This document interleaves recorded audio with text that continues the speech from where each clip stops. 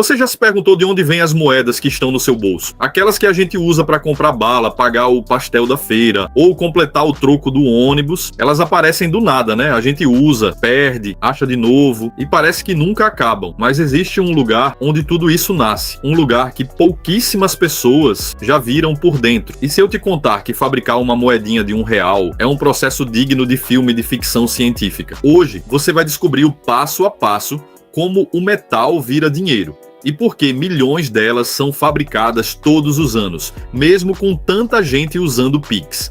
Eu sou a testemunha ocular e hoje você vai ver o que quase ninguém vê. O início do processo, o metal cru. Tudo começa com um monte de chapas metálicas gigantes, frias, pesadas e sem forma. Essas chapas chegam à Casa da Moeda do Brasil, no Rio de Janeiro, um dos lugares mais seguros e vigiados do país. Ali, cada chapa tem uma função específica. Umas viram moedas de 5 centavos, outras de 10, 25, 50 e a famosa de R$1. Essas ligas não são escolhidas à toa. Cada uma tem uma mistura exata de cobre, níquel e aço inoxidável para resistir a quedas, ferrugem e tempo. É uma receita metálica secreta e qualquer erro de composição pode fazer uma moeda sair com cor errada, peso errado e dar dor de cabeça para o governo. Mas como transformar uma chapa pesada em uma moedinha redondinha? É aí que o espetáculo começa. O corte, nascem os discos. As chapas passam por uma máquina que parece um cortador de biscoito, mas com força suficiente para atravessar o aço. Dali saem milhares de discos metálicos lisos, todos do mesmo tamanho. Eles são chamados de blankets, a base da moeda. Sem rosto, sem valor, sem brilho, só o corpo. Esses discos passam por uma limpeza química com soluções especiais, que removem qualquer impureza, óleo ou graxa. E depois são aquecidos em fornos enormes, a temperaturas que passam dos 600 graus Celsius. Isso serve para deixar o metal mais maleável, pronto para receber os golpes das prensas. O preparo da moeda de R$1, a estrela da produção. Enquanto as moedas menores são feitas de um só metal, a de R$1 é diferente e muito mais complexa. Ela é bimetálica, tem um anel externo dourado e um miolo prateado. Essas duas partes são fabricadas separadas, em processos distintos, e depois encaixadas com precisão milimétrica. O anel dourado é feito com uma liga de bronze e aço, enquanto o centro é de aço inoxidável. As duas peças passam por um sistema automático que as junta e trava uma na outra antes mesmo de ir para a prensa. Se tentar separar, entorta, quebra ou perde o formato, é praticamente impossível falsificar. A cunhagem, o momento da verdade. Agora vem o coração da produção, a cunhagem. Os discos seguem por esteiras e entram em prensas gigantes, cada uma batendo com mais de 200 toneladas de pressão. É nesse instante que a moeda ganha rosto, valor e identidade. Em milissegundos, a prensa grava todos os detalhes. O rosto da República, o valor numérico, as linhas laterais que impedem falsificações e até microdetalhes invisíveis a olho nu. O barulho é ensurdecedor, um som metálico ritmado, como se o chão vibrasse junto. Parece uma orquestra de aço. E o resultado? Moedas novinhas, brilhando como espelhos, ainda quentinhas do impacto. Mas calma, não é só isso. O banho de brilho e polimento. Depois da cunhagem, as moedas passam por uma limpeza e polimento especial. Elas são colocadas em tambores giratórios cheios de pequenas esferas de aço e produtos de limpeza. Ali, elas giram por vários minutos, batendo umas nas outras até ganharem aquele brilho espelhado que a gente conhece. Quando saem, são secas com jatos de ar e passam por inspeção. E aqui, meu amigo, o padrão é rígido. Qualquer moeda com risco, falha ou marca fora do lugar é descartada imediatamente. O controle de qualidade absurdo. Você acha que é só olhar e pronto? Que nada. As moedas passam por balanças de precisão que detectam diferença de peso de até milésimos de grama. Sensores verificam o diâmetro, a espessura e até o som que elas fazem quando caem umas sobre as outras. Sim, o som. Cada tipo de metal tem uma voz específica e as máquinas sabem reconhecer se algo está errado só pelo barulho. Algumas moedas também são analisadas por câmeras de alta resolução que tiram dezenas de fotos por segundo. Se um detalhe não estiver 100% igual ao padrão, a máquina separa a peça automaticamente. O empacotamento e transporte. As moedas aprovadas são contadas por máquinas com precisão robótica. Depois, são empacotadas em sacos de tecido especial, cada um com milhares de unidades. Esses sacos são lacrados com selos numerados e só então vão parar dentro de cofres de aço. De lá, elas seguem em carros fortes escoltados, rumo aos bancos e caixas do país inteiro. E é nessa viagem que o dinheiro nasce oficialmente para o povo. Mas o curioso é que, assim que chegam às ruas, muitas dessas moedas somem. O sumiço misterioso das moedas, pesquisas mostram que uma boa parte das moedas fabricadas nunca volta para o sistema bancário. Elas ficam esquecidas em carros, potes, cofrinhos e até enterradas em vasos de planta. É sério, o brasileiro é campeão em estocar moedas sem perceber. Por isso, a Casa da Moeda precisa fabricar novas todos os anos, para repor as que desapareceram. Em alguns anos, já chegaram a produzir mais de 1 bilhão de moedas. E tudo isso para garantir que o comércio não pare por falta de troco. O custo e a curiosidade que pouca gente sabe. Agora segura essa. Fabricar uma moeda de 5 centavos custa mais caro que o próprio valor dela. O processo é tão sofisticado e caro que, às vezes, o governo gasta 7 ou 8 centavos para fazer uma moeda de 5. Mas parar de produzi-las seria um desastre, sem troco. Os preços teriam que ser arredondados para cima e tudo ficaria mais caro. Ou seja, essas moedinhas pequenas que a gente ignora mantêm a economia girando, literalmente. O destino das moedas velhas.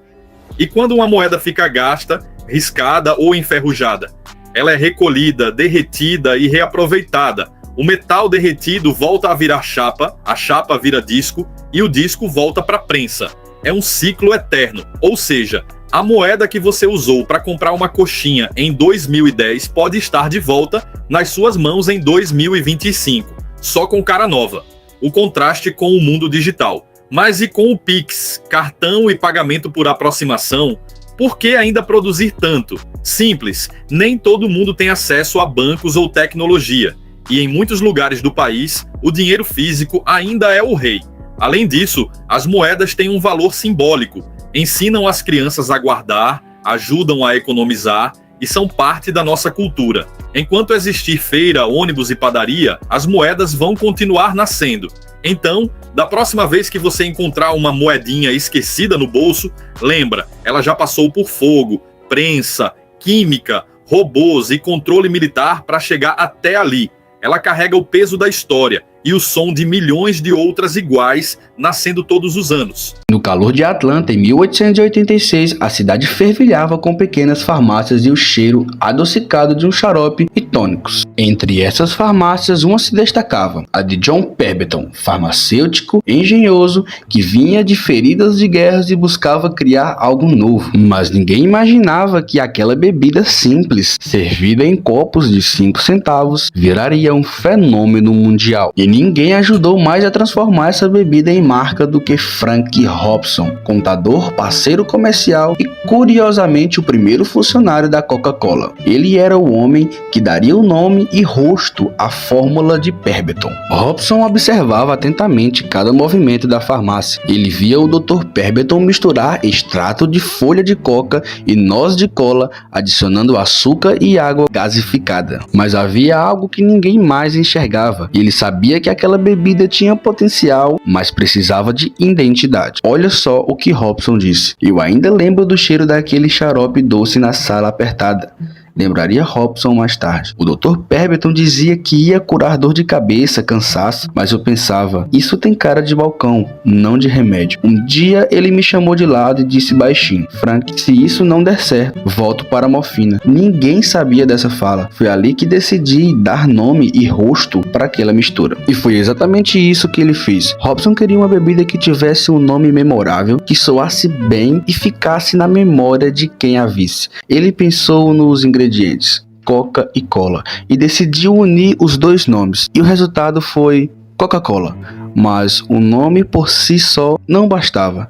era preciso uma identidade visual que chamasse a atenção. Assim nasceu o icônico logotipo, em caligrafia, feito à mão pelo próprio Hobson, baseada nas escritas de contadores da época. Eu queria que os dois Cs fossem fortes e chamativos. Queria que as pessoas vissem o nome e sentissem confiança, algo que parecesse sólido, elegante, mas fácil de lembrar, e que combinasse com os anúncios que planejava colocar nos jornais e marquises. O primeiro dia de vendas foi modesto, apenas 9 copos por dia eram vendidos na Jacobs Pharmacy. Para qualquer outro poderia parecer um fracasso, mas Hobson enxergava o potencial escondido. Ele sabia que cada marketing e visão estratégica, aquele xarope doce poderia conquistar a cidade, depois o país e eventualmente o mundo. Para isso, Hobson começou a experimentar anúncios curtos e impactantes. Delicioso,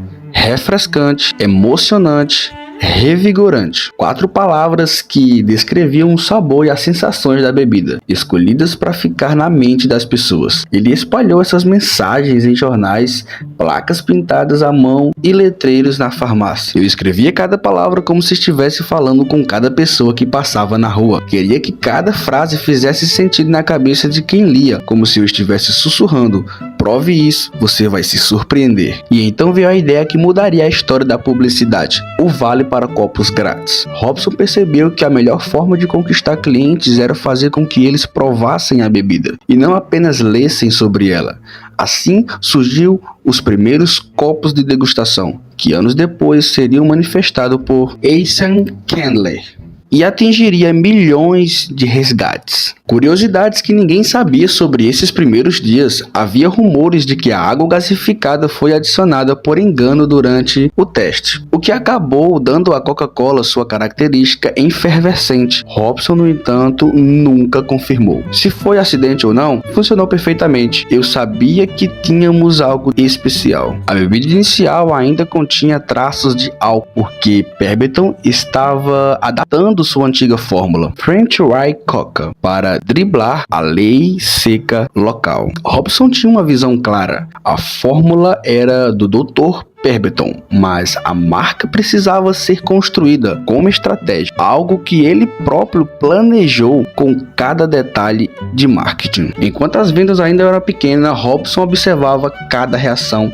cada copo consumido. Ele anotava detalhes que ninguém mais notava: qual cliente voltava, quem elogiava o sabor, quem torcia o nariz. Era essa a atenção minuciosa que transformava uma bebida modesta em um ícone global. Eu sabia que a magia não estava apenas só na receita, dizia ele. Estava na forma como as pessoas olhavam para o nome, para o logotipo, para os anúncios. Sentiam que estavam experimentando algo especial. Eu queria que cada cliente se lembrasse de nós quando olhasse para a farmácia, uma placa ou até mesmo um jornal. Ao longo do tempo, com a compra da empresa Sean Candler, muitas dessas estratégias iniciais de Hobson foram expandidas, mas ele sempre permaneceu uma peça-chave na história, o visionário que enxergou a marca antes de qualquer outra coisa. Hoje, quando vemos o logotipo da Coca-Cola, podemos imaginar Hobson sentado em seu escritório, com papel e caneta, calculando cada traço e cada palavra pensada. Isso vai virar história, só que não sei o tamanho ainda. É exatamente essa visão do primeiro funcionário, sua atenção aos detalhes, sua sensibilidade para a marca. Seus bastidores secretos se tornam o início da Coca-Cola, não apenas para a história de invenção, mas uma história de estratégia,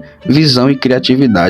A Coca-Cola soube exatamente como se posicionar no mercado e inventar algo totalmente revolucionário, mas ainda assim mais do mesmo. Aqui você vê a visão de dentro das maiores invenções. Todos os anos, milhões e milhões de litros de óleo de cozinha são produzidos e consumidos no mundo inteiro, mas quase ninguém para imaginar o caminho que esse líquido dourado percorre antes de chegar à panela de cada família. A história começa muito antes da garrafa transparente aparecer nas prateleiras. Tudo se inicia lá no campo, onde a terra é preparada para receber pequenas sementes que vão virar matéria-prima de um dos produtos mais presentes na cozinha moderna. Eu sou o Testemunha Ocular e hoje você vai ver o que quase ninguém vê.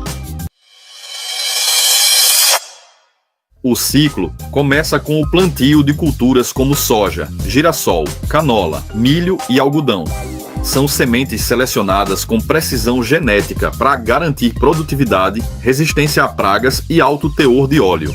Nas fazendas mais tecnológicas, drones monitoram o solo e sensores indicam a quantidade exata de água e nutrientes. O que pouca gente sabe é que no Brasil, por exemplo, só a soja ocupa dezenas de milhões de hectares. Grande parte dela nem vira alimento direto, vira óleo ou farelo para ração animal. A cada colher de óleo que alguém usa para fritar um pastel, existe uma história de meses de cultivo e trabalho. Quando as plantas amadurecem, chega o momento da colheita. Máquinas colheitadeiras gigantes com GPS embarcado e sistemas automáticos coletam toneladas de grãos por hora. As sementes são separadas, limpas ainda no campo e armazenadas em caminhões ou silos metálicos que protegem contra a umidade. Há uma curiosidade. Cada grão de soja tem, em média, só 18 a 20% de óleo dentro dele. Isso significa que, para produzir um único litro de óleo, é necessário processar vários quilos de sementes. Tudo tem destino. Depois da colheita, as sementes seguem viagem até as unidades de processamento. Caminhões carregados cruzam estradas que ligam regiões agrícolas a grandes indústrias esmagadoras. É nesse ponto que a mágica começa a tomar forma industrial. As sementes passam primeiro por etapas rigorosas de limpeza. Máquinas vibratórias removem pedras, galhos e impurezas. Ímãs potentes retiram metais que possam ter vindo do maquinário agrícola. Depois disso, as sementes seguem para a secagem, garantindo um teor de umidade ideal para não estragar o produto final nem atrapalhar as próximas etapas. Em seguida, acontece a quebra mecânica. Trituradores reduzem as sementes em pedaços menores para aumentar a liberação de óleo. Em algumas culturas, como a soja, os grãos são cozidos rapidamente, a uma temperatura controlada. Esse aquecimento quebra as paredes celulares e facilita a extração. E é aqui que muitas pessoas se surpreendem. A maior parte do óleo não sai escorrendo como água de uma fruta. Ele precisa ser pressionado e extraído com força. A etapa de prensagem mecânica utiliza equipamentos com parafusos gigantes que comprimem os grãos triturados. Isso já libera boa parte do óleo bruto, mas não tudo. Para extrair quase até a última gota, muitas indústrias usam também solventes, como o hexano, que se ligam ao óleo dentro do bagaço. Depois disso, o solvente é separado, recuperado e reaproveitado em circuito fechado, seguindo rígidos controles para garantir que nada tóxico fique no alimento final. O resíduo sólido, chamado de farelo, vira ração para animais ou insumo para outras cadeias produtivas. Nada é jogado fora, a eficiência é total. O óleo extraído nesse ponto ainda não é o que vai para a garrafa. Ele sai espesso, escuro e com diversas impurezas naturais. Então entra em cena a etapa de refino. Primeiro vem a degomagem, que remove gomas, como fosfolipídios. Depois acontece a neutralização, que elimina ácidos graxos livres responsáveis por sabor e cheiro desagradáveis. Em seguida, o óleo passa pelo processo de clarificação com argilas ativadas, que puxam pigmentos e compostos indesejados. Só então vem a desodorização. Uma torre enorme aquece o óleo com vapor sob vácuo, removendo compostos voláteis que causam odor. O resultado é um óleo claro, leve e praticamente sem aroma. Uma curiosidade impressiona: esse refino é tão preciso que pode remover até traços de matérias que interfeririam na cor, no sabor e até na durabilidade do produto. Alguns óleos ainda passam por uma etapa de winterização, que evita que fiquem turvos em temperaturas baixas. Isso garante que o consumidor veja o óleo sempre límpido e uniforme, mesmo em clima frio. Quando o óleo está pronto, ele é filtrado e segue para tanques de armazenamento gigantes. Dali, o próximo passo é o envasamento. Linhas automatizadas operam em alta velocidade. As garrafas de PET ou vidro chegam vazias, passam por higienização e são preenchidas com precisão milimétrica. Esteiras transportam os recipientes até as máquinas de rotulagem e selagem. Em uma única linha, milhares de garrafas podem ser produzidas em poucas horas. Aliás, é comum que uma fábrica produza centenas de milhares de litros de óleo por dia. Em escala global, a soma chega facilmente a bilhões de litros por ano. Depois de envasado, o óleo entra na etapa logística. Paletes empilhados seguem para centros de distribuição e atacadistas. De lá, vão parar em mercados, mercearias, restaurantes e até programas de alimentação pública. Em muitos países, grandes redes compram direto das indústrias, enquanto comércios menores compram de distribuidores regionais. O trajeto pode envolver caminhões, navios e trens, dependendo da origem e destino. O óleo que alguém compra hoje em um mercadinho de bairro pode ter começado sua jornada em uma fazenda a mais de 1.000 quilômetros de distância, uma curiosidade que passa despercebida. Apesar de parecer um produto simples, cada garrafa leva em conta padrões internacionais de segurança alimentar, legislação sanitária, rastreabilidade e controle de qualidade. Existem laboratórios dentro das fábricas só para testar cor, acidez, pureza, viscosidade e presença de contaminantes. Qualquer lote fora do padrão é isolado e descartado antes de chegar ao comércio. Quando finalmente o consumidor coloca o óleo no carrinho do supermercado, tudo parece banal. É só mais um item da compra do mês. Mas aquele líquido amarelo já passou por tratores, colheitadeiras, caminhões, indústrias, laboratórios, esteiras e inspeções. E todo esse caminho está tão bem organizado que a maioria das pessoas nem percebe o esforço por trás de cada fritura e refogado. Após o uso, outro detalhe surge e pouca gente comenta: o descarte adequado. O óleo usado jamais deveria ir para o ralo, pois entope encanamentos e contamina a água. Muitas cidades já têm pontos de coleta para transformar o óleo usado em sabão, biodiesel ou outros produtos. Em algumas regiões, empresas recolhem o óleo de restaurantes e padarias e o reaproveitam em processos industriais. A sustentabilidade começa a fechar o ciclo. E tudo isso sem que a maior parte das pessoas perceba ou imagine quantos passos existem entre uma semente no solo e uma fritadeira borbulhando. A história do óleo de cozinha é um exemplo perfeito de como produtos simples escondem operações gigantescas. Quanto você paga por uma garrafa de óleo aí, na sua cidade? Dentro de enormes galpões industriais, a produção de panetones acontece em ritmo constante. Parece até mágica quando você pensa que milhões deles são fabricados todo ano para chegar às prateleiras. Mas, na verdade, tudo é fruto de planejamento, tecnologia e muito trabalho humano. Cada etapa é pensada para garantir que o panetone fique saboroso, bonito e com qualidade igual para todo mundo.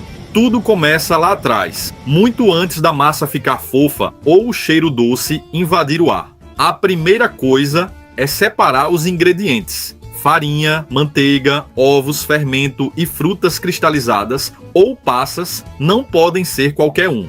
Cada fábrica tem fornecedores específicos e padrões rígidos de qualidade. A farinha precisa ter a consistência certa. A manteiga não pode ser nem muito mole nem muito dura. E os ovos têm que estar frescos. Até a quantidade de fermento é medida com precisão, porque pequenas diferenças podem fazer a massa não crescer como deveria.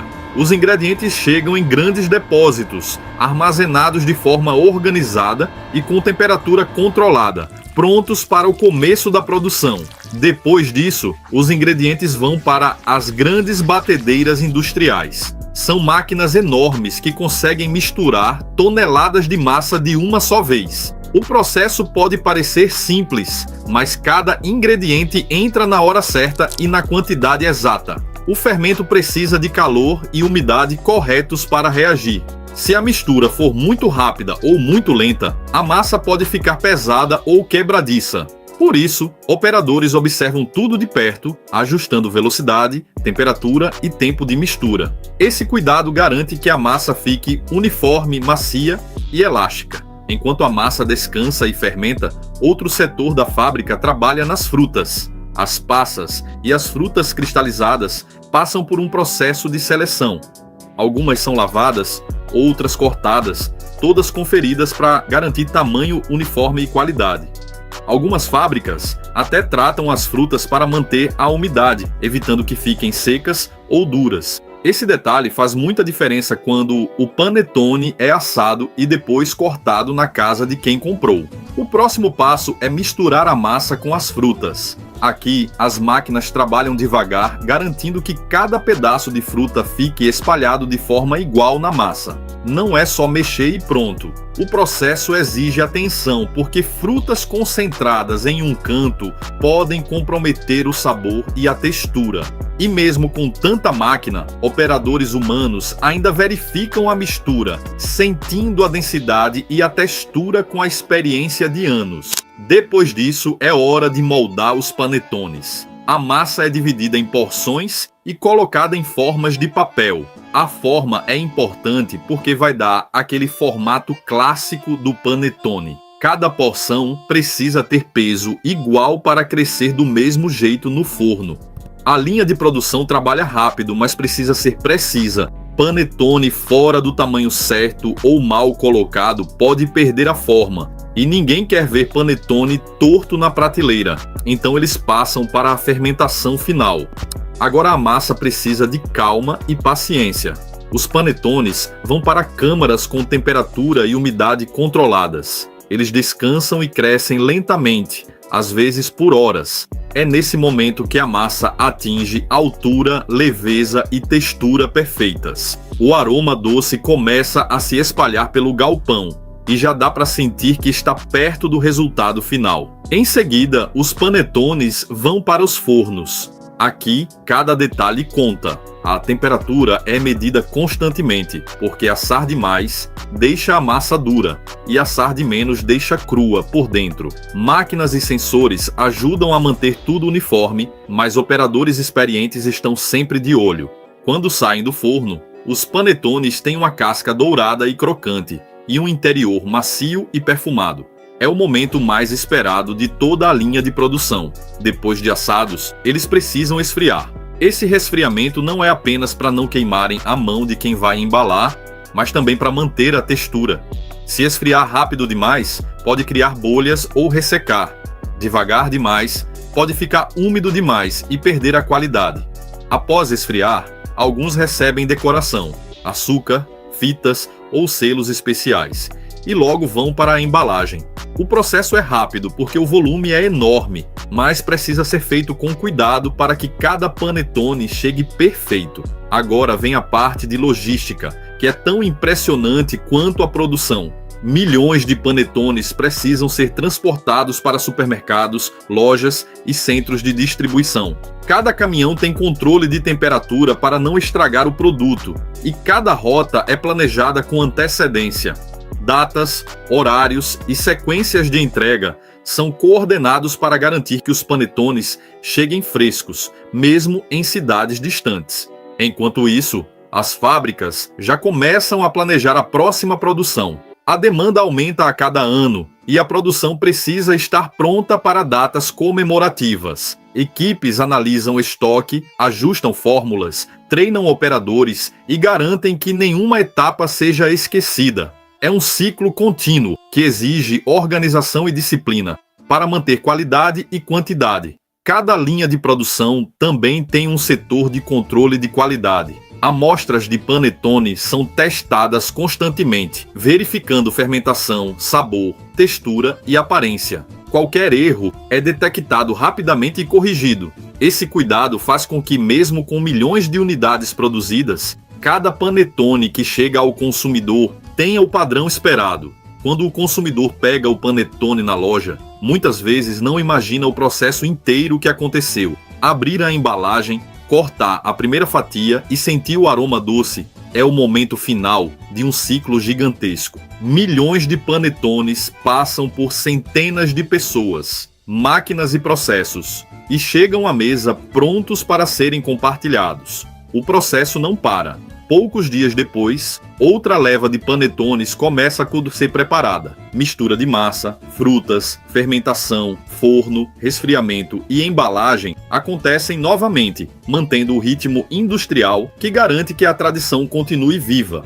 Cada fábrica tem suas particularidades. Algumas investem em tecnologia de ponta, com robôs que misturam e moldam a massa com precisão absoluta. Outras mantêm mestres confeiteiros que acompanham cada etapa, garantindo que o sabor e a textura fiquem próximos das receitas clássicas. Em todos os casos, o objetivo é o mesmo: fazer um panetone que agrade ao gosto do consumidor e mantenha a tradição de fim de ano. Além da produção em si, existe todo um mundo de planejamento por trás. Fábricas que produzem milhões de panetones não podem errar na previsão da demanda. Se fabricarem pouco, as prateleiras ficam vazias.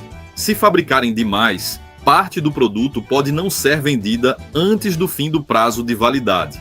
Por isso, meses antes do Natal ou do Ano Novo, equipes inteiras analisam vendas de anos anteriores, tendências de mercado e até pesquisas com consumidores para definir quantas unidades devem ser produzidas. A distribuição também é um desafio gigante. Pense que cada caminhão tem capacidade limitada e precisa seguir rotas específicas para entregar em diferentes estados e cidades. Além disso, cada produto precisa chegar intacto. Imagine só, panetones amassados ou quebrados seriam um desperdício enorme. Por isso, empresas investem em embalagens resistentes, pallets bem organizados e transporte refrigerado, dependendo da distância e do clima. Em alguns casos, até drones já estão sendo testados para entregas rápidas e seguras em áreas urbanas de grande movimento. Essa é a história que quase ninguém vê. Como o panetone que chega na sua mesa envolve planejamento, precisão, cuidado e inovação. É um trabalho silencioso, mas gigante, que transforma ingredientes simples em milhões de unidades de um dos doces mais tradicionais do final do ano. E mesmo que você só veja o produto pronto na prateleira, cada mordida representa todo o esforço e organização que aconteceu antes. Você já parou para pensar quantas paçocas são produzidas por ano no Brasil? Milhões. Mas calma, não é exagero de internet não. É número real. Só que ninguém fala como tudo isso acontece. Porque quando a gente abre aquela paçoquinha enrolada no plástico e ela esfarela inteira na mão, a gente só pensa em comer e não imagina o trajeto gigante que esse cubinho doce percorreu até chegar a você. Eu sou a testemunha ocular e hoje você vai ver o que quase ninguém vê.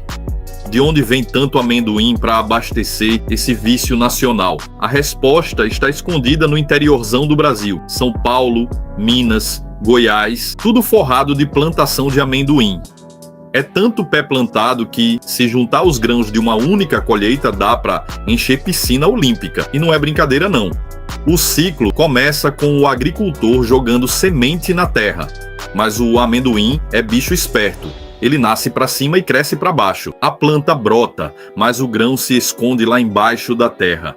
Aí vem as máquinas de colheita, que mais parecem uns Transformers com garra. Elas arrancam tudo de uma vez, sacodem, viram ao contrário e deixam o amendoim secando no sol como se fosse roupa estendida no varal. Depois de seco, sobe tudo para carretas enormes. E aí começa a romaria de caminhões carregados só de amendoim rumo para as fábricas. E é aí que a mágica industrial começa. Primeiro passo, limpeza pesada. O amendoim passa por peneira, ventilador, separador magnético. Tudo para garantir que ali só tenha grão. Se tiver pedra, palha, ferrugem ou um parafuso perdido no meio, vai tudo embora. Porque daqui para frente, o negócio fica sério. Logo depois vem a etapa que mais dá água na boca, a torra. São fornos industriais que parecem uns tambor gigantes, girando sem parar. O amendoim vai rodando lá dentro, dourando por igual. E o cheiro, meu amigo, aquele cheiro invade o quarteirão inteiro. Quem trabalha na fábrica diz que nos primeiros dias é maravilhoso, mas depois você passa a sentir cheiro de paçoca até no travesseiro. Saiu torrado? Agora entra o triturador monstro. O bicho moe o amendoim com tanta força que vira farinha em segundos e se continuar batendo, vira pasta. E aí vem o momento que ninguém espera. Entra sal e açúcar. Sim, paçoca tem sal. É por isso que dá aquela quebrada no doce e vicia mais rápido que série nova da Netflix. A massa pronta vai para máquinas de prensagem. São blocos gigantes que apertam tudo com toneladas de pressão. Aí surgem os famosos tijolinhos de paçoca, todos certinhos, padronizados, quase na posição de sentido. Tem fábrica que faz redonda, quadrada, em formato de rolha. Tem para todo gosto. Mas você acha que acabou? A paçoca ainda precisa passar pela linha de embalagem que mais parece uma coreografia de robôs. Esteiras andando, braços mecânicos pegando, girando e embrulhando numa velocidade que o olho nem acompanha. E detalhe, toda paçoca passa por detector de metal. Se tiver qualquer ferrinho ali no meio, a máquina apita na hora, ou seja, o crunch da paçoca pode ser açúcar, nunca parafuso. Depois de embalada, as paçocas são empilhadas em caixas, enfaixadas em filme plástico e jogadas em paletes que sobem em empilhadeiras enormes. Aí entram nos caminhões e saem Brasil afora. Supermercado, padaria, mercearia, cesta básica, cantina de escola, até distribuidora militar recebe. E aí vem a melhor parte. A paçoca não tem classe social. Ela é humilde e ao mesmo tempo importante. Serve tanto para sobremesa de domingo quanto para barrinha de energia de caminhoneiro. Já esteve em festa junina, em aniversário e até em casamento, e foi elogiada em todas. Agora que você sabe como tudo funciona, eu te pergunto, vai conseguir comer paçoca do mesmo jeito, sabendo que ela passou por plantação, poeira, máquina gigante, forno industrial e raio-x de metal antes de cair na sua boca? Se a resposta for sim, então parabéns. Você acabou de respeitar ainda mais esse doce que representa o Brasil melhor do que muito hino. Porque paçoca não é só paçoca, é engenharia, agricultura, é infância. Tudo prensado num tijolinho. Durante séculos, a humanidade olhou para o chão com fascínio, em busca de algo que parecia impossível de encontrar: o diamante. Minerais preciosos, capazes de refletir a luz de maneira única, eram considerados tesouros quase místicos, símbolos de poder, riqueza e eternidade. Mas por trás do brilho dessas pedras havia uma história pouco conhecida, marcada por esforço, risco e descobertas extraordinárias. Os primeiros diamantes conhecidos surgiram naturalmente, escondidos nas profundezas da Terra. A formação levava milhões de anos, quando o carbono puro era submetido a temperaturas extremamente altas e pressões inimagináveis. Esses cristais se alojavam em rochas ígneas, chamadas kimberlitos, ou, em regiões aluviais, eram carregados por rios, surgindo como se fossem pedaços de luz flutuando na areia. A exploração inicial era quase artesanal. Povos antigos, fascinados pelo brilho, buscavam esses minerais em leitos de rios, utilizando ferramentas rudimentares e observando atentamente cada pedra que reluzia ao sol. Não havia tecnologia sofisticada, apenas o olhar humano atento e a paciência para distinguir um diamante de uma pedra comum. Com o tempo, a extração tornou-se mais organizada. Durante o século XIX, regiões como a África do Sul se tornaram epicentros da mineração, atraindo milhares de trabalhadores de diferentes partes do mundo. As minas eram profundas, escuras e perigosas. Poucos sabiam que a busca por essas pedras preciosas poderia custar vidas. Os primeiros dias eram enlouquecedores, lembrava um ex-trabalhador. A gente entrava na mina com lanternas de óleo, cercado por pó e pedras que pareciam não ter fim. Havia momentos em que eu pensava, isso aqui pode me matar, mas talvez eu encontre algo que vale uma fortuna. A mineração não era apenas física, mas também emocional. Homens e mulheres enfrentavam turnos exaustivos, respiração pesada, quedas repentinas de rochas e acidentes com explosivos improvisados. Algumas minas, quando atingiam profundidades maiores, registravam temperaturas quase insuportáveis. A cada dia, a possibilidade de encontrar um diamante perfeito coexistia com o risco de tragédias.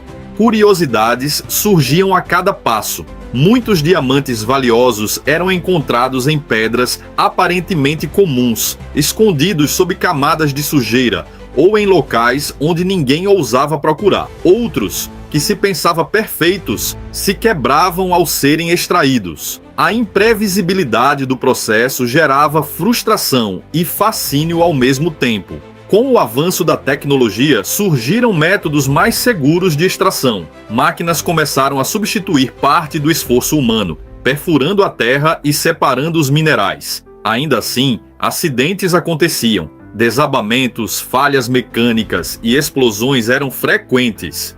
O ex-trabalhador recordava: já vi colegas serem atingidos por rochas e sobreviverem por milagre. Outras vezes, o medo era constante, mas ninguém podia parar. O diamante não espera. Paralelamente à mineração natural, outro caminho começou a surgir no século XX: os diamantes sintéticos. Empresas especializadas aprenderam a replicar em laboratório as condições extremas da Terra. O processo exigia pressões enormes, temperaturas altíssimas e precisão científica. O grafite se transformava em diamante camada por camada, cristalizando-se em poucos dias, o que a natureza levava milhões de anos para produzir. Trabalhar no laboratório era diferente, mas igualmente intenso, dizia o ex-funcionário. O barulho das máquinas, a vigilância constante, a sensação de que qualquer erro podia destruir tudo. Era insano, mas ver um diamante nascer ali, quase como se a natureza estivesse obedecendo à nossa vontade, era surreal. Assim, a humanidade encontrou duas formas de conquistar o brilho eterno: o esforço físico e perigoso da mineração natural e a engenharia sofisticada dos laboratórios. Ambas revelam não apenas a beleza dos diamantes, mas também o custo humano, as histórias de coragem e os desafios que poucos conseguem imaginar. Com o avanço do século XX, a mineração de diamantes tornou-se mais industrializada, mas não menos perigosa. As grandes minas na África, Rússia e Brasil passaram a utilizar máquinas pesadas para perfurar a toterrarra, separando a rocha do diamante. Ainda assim, o trabalho humano era essencial. Operários precisavam monitorar equipamentos, inspecionar galerias e lidar com explosivos para remover grandes blocos de terra. Lembro de um dia em que uma das galerias desmoronou parcialmente, disse o ex-funcionário. Foi um caos total. Nós conseguimos sair, mas a visão de rochas caindo era aterrorizante. É uma sensação que fica gravada para sempre. Acidentes eram comuns, desmoronamentos, explosões mal calculadas, máquinas que falhavam sem aviso. A vida em minas profundas exigia resistência física e mental.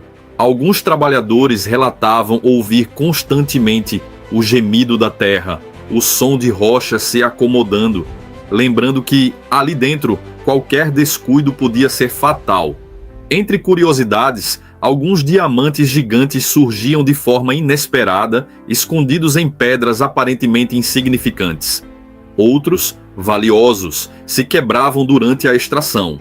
Cada descoberta trazia uma mistura de alívio, alegria e tensão. Além da mineração tradicional, a década de 1950 trouxe a industrialização da produção de diamantes sintéticos. Laboratórios especializados começaram a recriar condições extremas de pressão e calor, permitindo a formação de diamantes em poucos dias. Era uma revolução silenciosa, que permitia reduzir a dependência da mineração natural e controlar qualidade e tamanho das pedras. Trabalhar no laboratório era uma experiência surreal, contou o ex-funcionário. O cheiro metálico, o barulho constante das prensas e a tensão de que um erro poderia destruir tudo. Mas ver um diamante se formando diante dos nossos olhos era indescritível. Era como testemunhar a natureza obedecer à ciência. Nos laboratórios, o processo HPHT, alta pressão e alta temperatura, reproduzia exatamente o que ocorria milhões de anos no subsolo. Grafite e pequenas sementes de diamante eram submetidos a pressões equivalentes a 1,5 milhões de libras por polegada quadrada e temperaturas acima de 1.500 graus Celsius. Cada diamante crescia lentamente, camada por camada, até atingir perfeição cristalina. O método CVD, deposição química de vapor, surgiu depois, permitindo o crescimento de diamantes em uma câmara cheia de gases ricos em carbono, quase como se o diamante fosse cultivado no ar. Essa técnica possibilitava controle preciso sobre cor, tamanho e pureza, abrindo caminho para aplicações industriais e joias de alta qualidade. O ex-funcionário recordava dias de trabalho insanos. Algumas máquinas chegavam a rugir como se fossem bestas vivas. O calor era tanto que chegávamos a sentir a pele queimando mesmo com equipamentos de proteção. E mesmo assim, cada pedra que nascia nos fazia esquecer do cansaço. Mas havia também os dias terríveis, em que tudo dava errado e a frustração era palpável. Alguns acidentes químicos e elétricos deixavam cicatrizes físicas e psicológicas. A pressão constante para entregar resultados, aliada ao risco real de explosões, fazia do trabalho algo quase heróico.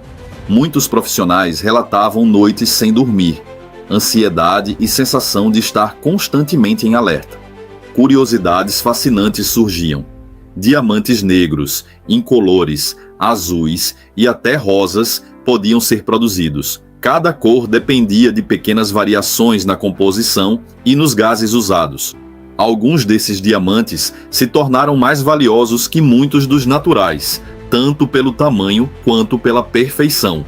Tanto na mineração quanto nos laboratórios, os impactos sobre os trabalhadores eram profundos. No caso das minas, a exposição a poeira, calor e ruído causava problemas respiratórios, perda auditiva e acidentes físicos graves. Muitos ex-funcionários carregavam cicatrizes visíveis e invisíveis, lembranças de um trabalho duro e perigoso. No laboratório, o risco era mais psicológico. Pressão, tensão, insônia e ansiedade eram comuns. Eu vi colegas entrarem em colapso mental depois de semanas lidando com máquinas que poderiam explodir a qualquer momento, contou o ex-funcionário. Era uma mistura de medo e fascínio que ninguém fora do setor conseguiria entender. Apesar de tudo, a paixão pelo diamante, seja ele natural ou sintético, mantinha os trabalhadores motivados. Cada pedra era fruto de um processo longo, complexo e muitas vezes arriscado. A beleza final escondia anos de esforço, risco e histórias humanas quase inacreditáveis. Além disso, a indústria do diamante moldou economias, políticas e culturas. Conflitos pelo controle de minas, exploração de mão de obra e comércio ilegal sempre acompanharam a história, lembrando que o brilho eterno do diamante vinha muitas vezes às custas de vidas humanas. Os diamantes sempre foram mais do que pedras preciosas. Eles simbolizam poder, eternidade e status, mas também revelam a capacidade humana de enfrentar desafios extremos. Das mãos calejadas de mineiros africanos às câmaras de alta pressão em laboratórios de ponta, cada diamante carrega consigo histórias de coragem, insanidade e dedicação.